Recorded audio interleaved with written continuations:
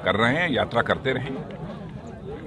उसके संबंध में मुझे कोई टिप्पणी नहीं करनी है। ये तो उनका अपना फैसला है, उनकी पार्टी का फैसला है।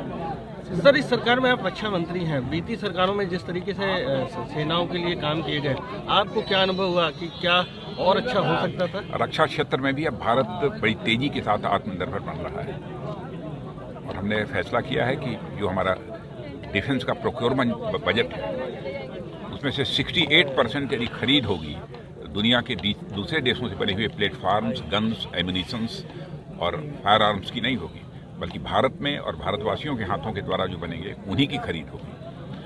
और हम लोगों ने आत्मनिर्भर भारत के फैसले के अंतर्गत ही ये तय किया है कि अब सारे ये बड़े बड़े टैंक, गोले, मिसाइल्स, एम्यूनिशंस, यह सब जो बनेंगे भारत में बनेंगे, भारतवासियों के हाथों से बनेंगे, भारत के लिए बनेंगे और सारी दुनिया के लिए भी बनेंगे। सर, कोरोना को लेकर के फिर देश चिंतित है, क्या स्थिति है और सरकार की? वैसे इसमें हमारे प्रधानमंत्री जी ने जिस प्रकार की सजगता दिखाई है और इसके पहले भी जिस तरह से उन्होंने त्वरित कुछ फैसले किए हैं, उसके परिणाम स्वरूप आज ये जो वैश्विक स्तर के संगठन हैं वह भारत की भूमिका की सराहना इस कोरोना के पैंडेमिक के चैलेंज को मीट आउट करने में जो हमारी सरकार ने किया है उसकी सर्वत्र सराहना हो रही है। आप रक्षा मंत्री हैं तो सेना को लेकर के किस तरह से न्यू ईयर की तरफ जा रहे हैं आप लोग, तो क्या कहना चाहिए? नहीं, सेना बिल्कुल चुस्त दुरुस्त है और अपनी सीमाओं की सुरक्षा कर रही है।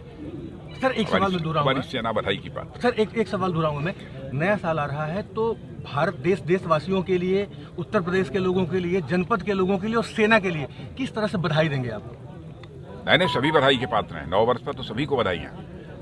हमारी उत्तर प्रदेश सरकार भी अच्छा काम कर रही है, योगी आदित्यनाथ जी के नेतृत्व में बहुत ही अच्छा काम कर रही है। और केंद्र में तो मोदी जी की सरकार जिस तरीके से काम कर रही है और मोदी जी ने जिस तरीके से सरकार चलाई है उसके परिणाम स्वरूप अंतर्राष्ट्रीय जगत में भारत की प्रतिष्ठा तेजी के साथ बढ़ी है।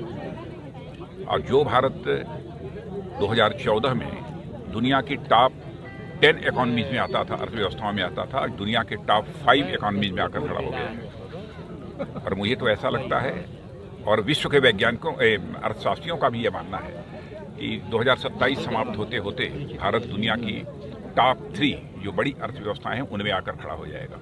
और अमृतकाल समाप्त होते होते 2047 तक हमारा भारत यह है, इस संभावना को नकारा नहीं जा सकता कि दुनिया की टॉप इकोनॉमी बन जाए, यानी सबसे बड़ी अर्थव्यवस्था बन जाए। हमसे जुड़े रहने के लिए हमारे YouTube चैनल को सब्सक्राइब करें और नई वीडियो की नोटिफिकेशन के लिए बेल आइकॉन को दबाएं।